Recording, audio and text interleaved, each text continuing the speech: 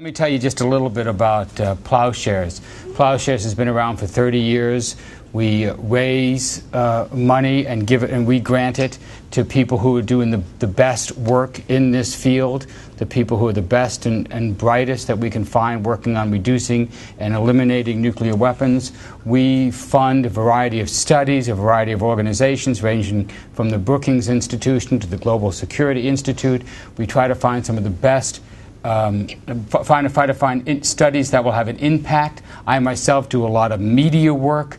I also every once in a while get to go to a reception at the Italian Embassy, for example this one with our board member Michael Douglas and our board advisor, former Secretary of Defense Stephen Cohen.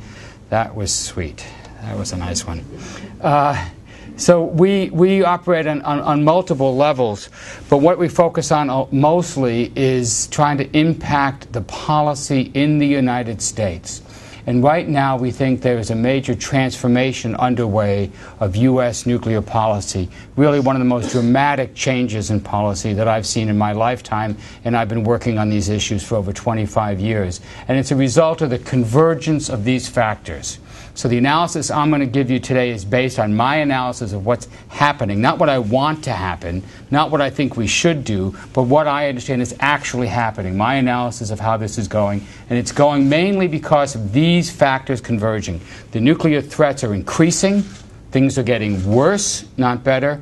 The previous strategy for how to deal with these threats has collapsed. It proved to be a failure. Into this policy vacuum, we've seen the development of a new security paradigm in the United States, but also in major capitals around the world. And at the same time, we've seen the emergence of new leaders, new elected officials coming to the forefront. Most of the major powers in the world now have different presidents, prime ministers, leaders than they did even 5 years ago. This means people less wed to the failed policies of the past, more open to new ideas, looking to make their mark on the world stage.